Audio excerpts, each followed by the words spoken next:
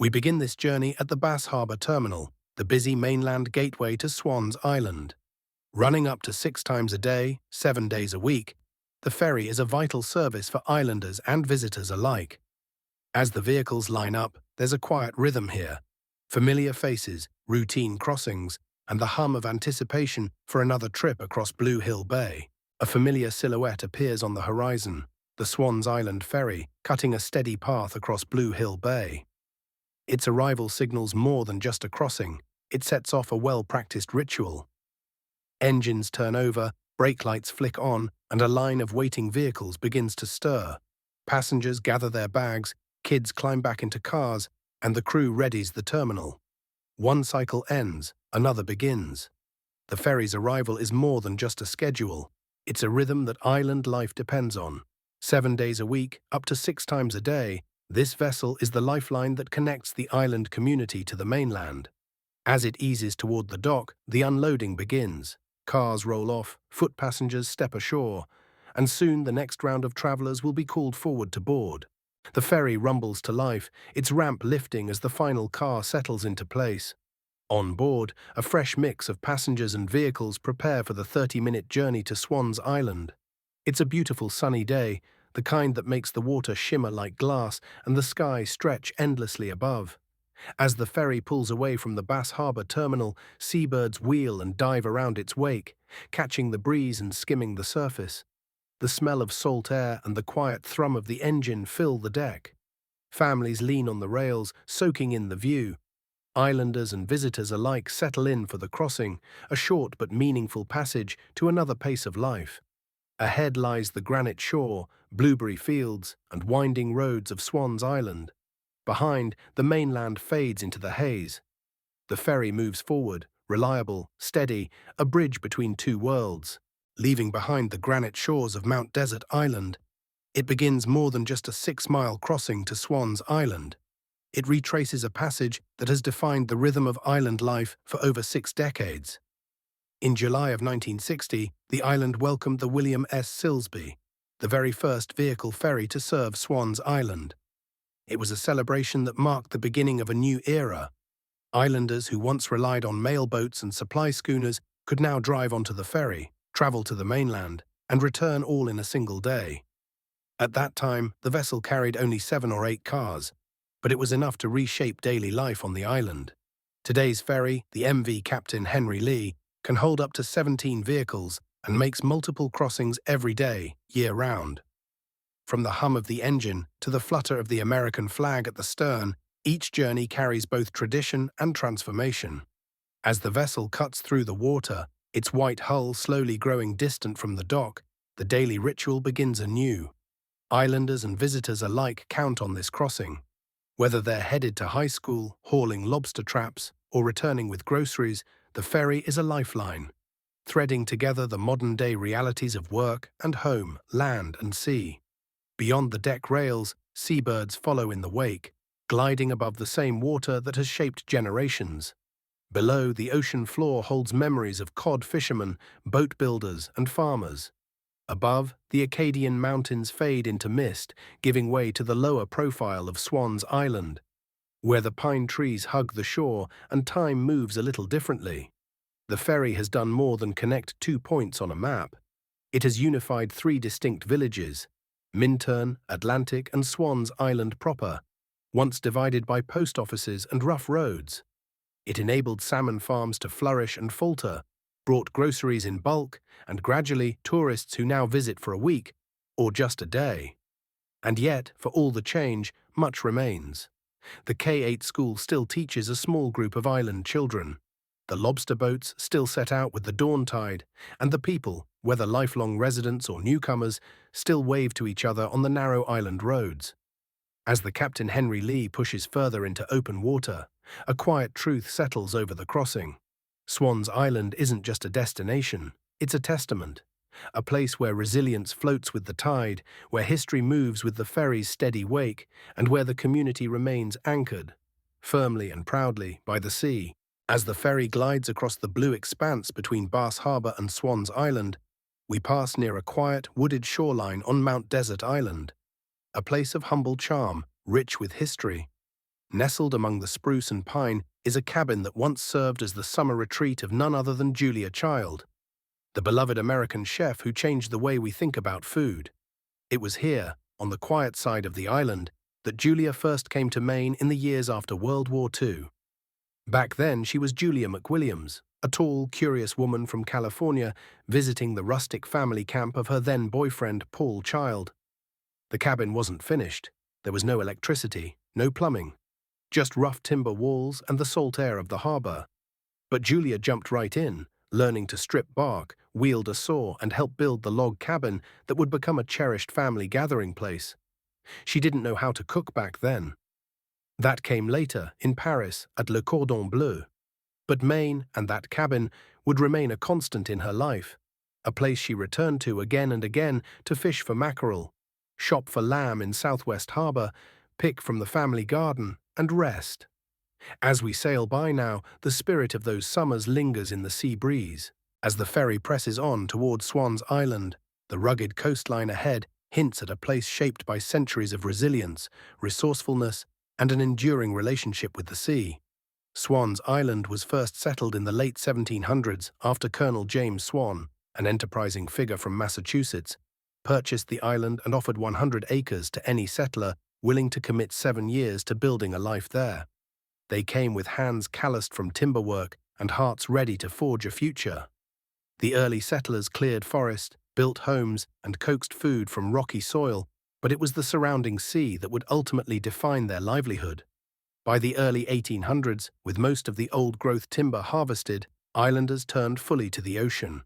The waters around Swan's Island brimmed with cod, haddock, halibut, flounder, and herring.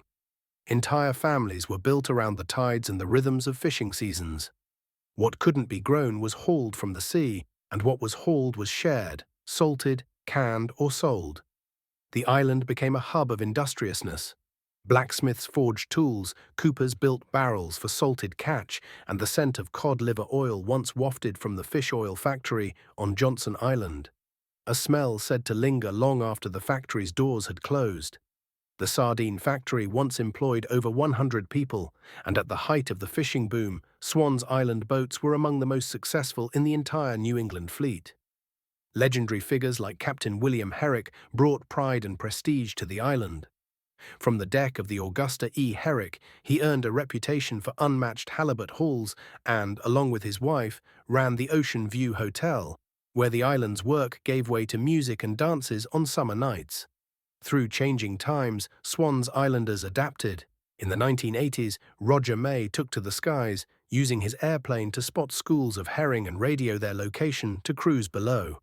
A modern twist on an old tradition. Today, as the ferry closes the distance and the silhouette of the island sharpens, you're approaching more than just a destination. You're arriving at a living history, where the salt air carries stories of schooners and sardines, of independence and ingenuity, and of a people whose connection to the sea is as deep as the waters that surround them.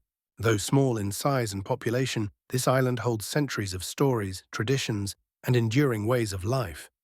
Just over 12 square miles of land, surrounded by more than 68 square miles of ocean, Swan's Island is a place where history lives side by side with the rhythms of daily island life. Named for Colonel James Swan, a Boston Tea Party patriot who purchased the island in 1786, Swan's Island has long attracted people with a spirit of independence and deep respect for nature. You'll find 3 distinct villages here: the Harbor, Atlantic, and Minturn, each with its own quiet charm. The full-time population is just over 350, but that number swells to around 1,000 in summer, when seasonal residents and visitors return to reconnect with the island's pace and beauty. Lobster fishing remains the lifeblood of the community, employing dozens of people year-round. But the island also hosts more unexpected treasures. Take the Sweet Chariot Music Festival, for instance, an annual gathering where folk music and sea shanties fill the summer air in celebration of maritime heritage. Or visit the Burnt Coat Harbor Light Station, a scenic and historic lighthouse still keeping watch over the sea. Nature lovers can explore miles of rugged coastline, spot nesting bald eagles and coastal deer, or hike trails that pass through spruce forests and open meadows. There are even 6 historic homes dating back to the 1700s, some of which are listed on the National Register of Historic Places. Despite its isolation, Swan's Island is far from forgotten. A general store, a handful of cottage industry shops, and a strong local school system make it a tightly knit, self-sustaining community. The island also carries the mail by ferry, a lifeline between island and mainland that has been running since 1960, making every arrival and departure an essential ritual of island life. This isn't just a scenic outpost off the coast of Maine. It's a living example of how history, nature, and community can thrive together, where every wave against the shore echoes the quiet strength of those who've called it home for generations. As the ferry glides across the channel and approaches Swan's Island, the sense of anticipation subtly shifts among the passengers. Some gather at the railings, shielding their eyes against the sun to catch the first clear view of home, or of a beloved escape. There's a quiet, collective stillness in this final stretch, as if everyone instinctively knows this moment carries its own kind of meaning. Ahead, the island begins to reveal itself, not in grandeur, but in quiet familiarity. The rocky shoreline comes into view, dotted with weathered spruce trees leaning gently in the sea breeze. A few lobster boats rest in the calm water, their buoys trailing behind like commas in a long, ongoing sentence of daily life. The white flash of gulls circles overhead, and if you're lucky, you might see an eagle perched motionless, watching. As the ferry makes its wide, deliberate turn into Mackerel Cove, the harbour opens up like a welcoming arm. The houses here seem tucked into the landscape, not imposed on it.